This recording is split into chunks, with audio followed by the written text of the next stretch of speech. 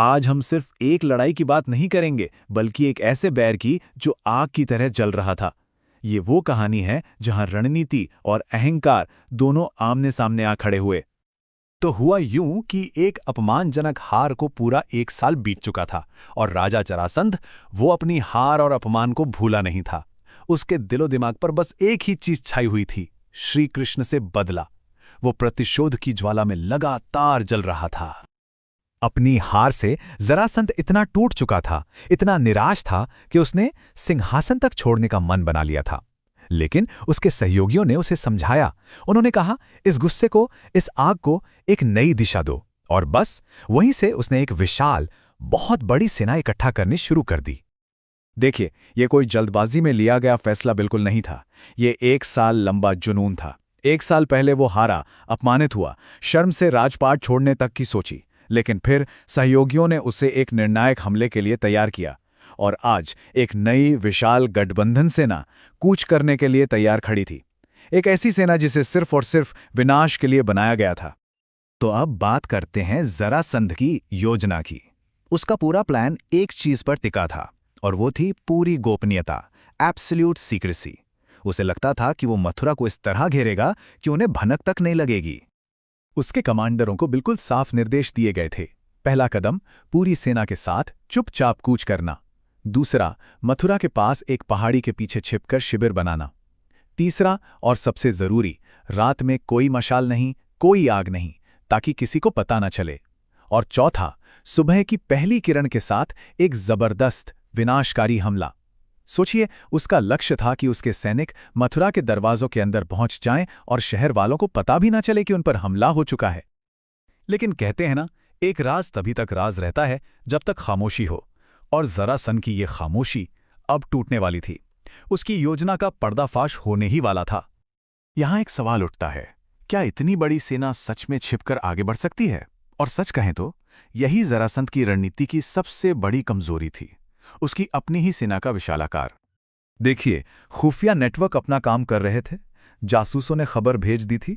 धीरे धीरे उस विशाल सेना के आने की कानाफूसी हवा में फैलने लगी। और फिर हस्तिनापुर से एक विशेष दूत मथुरा के लिए रवाना हुआ। अब ये सिर्फ कानाफूसी नहीं थी, ये एक पक्की औपचारिक चेतावनी थी, जिसने जासूसों की खबर पर मुहर लगा दी। आने वाले खतरे का पूरा ब्यौरा अब मथुरा के पास था।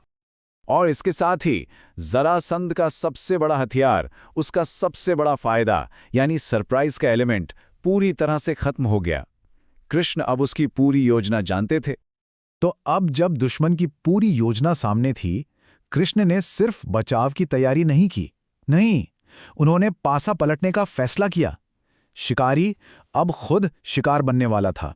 एक जवाबी घात की तैयारी शुरू हो गई। अब जरा युद्ध से पहले की रात का नजारा सोचिए। एक तरफ जरासंध की थकी हारी सेना सो रही है, इस यकीन में कि वो छिपे हुए हैं और सुबह हमला करेंगे। और दूसरी तरफ कृष्ण की सेना पूरी तरह तैयार है और उसने छुपके से दुश्मन को चारों तरफ से घेर लिया है। वो सुबह का इंतजार नहीं कर रहे हैं, वो आधी रात में ही हमला करने वाले हैं। और तभी श्री कृष्ण कहते हैं, वे रात के पहले पहर में आराम करेंगे, दूसरे पहर में हम उन्हें जगाने जाएंगे। इन शब्दों से साफ था कि बेखबर सेना के लिए जाल बिछ चुका था। और फिर भोर से ठीक पहले, जब रात सबसे गहरी होती है, जवाबी हमला शुरू होता है और जरासंध के शिविर में ऐसी अफरा तफरी मचती है जिसकी किसी ने कल्पना भी नहीं की थी। हुआ ये कि कृष्ण की टुकड़ियां एक लंबा रास्ता लेकर पहाड़ी के चारों ओर से गईं। उन्होंने चुपचाप जरासंध के शिविर के ठीक पीछे अपनी जगह बना ली और आधी रात को हमला बोल दिया। जरासंध की सेना जब जागी तो चारों तरफ सिर्फ भ्रम और मारकाट थी। उसके कमांडर आदेश चिल्ला रहे थे, लेकिन हमला इतना जबरदस्त था कि किसी को कुछ समझ ही नहीं आया। जो खुद को शिकारी समझ रहे थे, वह बुरी तरह फंस चुके थे। और इसमें सबसे बड़ी विडंबना क्या थी, जानते हैं? हमले से ठीक कुछ पल पहले जरासंध के एक जासूस ने उसे खबर दी कि मथुरा में सब शांत है, किसी को कुछ पता नहीं। इस खबर ने उसके झूठे आत्मविश्वास को और पक्का कर दिया, और इसीलिए जब हमला हुआ तो झटका और भी जोरदार लगा। तो इसके बाद जो लड़ाई हुई वो कोई बराबरी का मुकाबला नहीं था, वो तो एक शानदार धर्मसंगत रणनीति का सीधा सीधा नतीजा था, एक अपरिहार्य हार।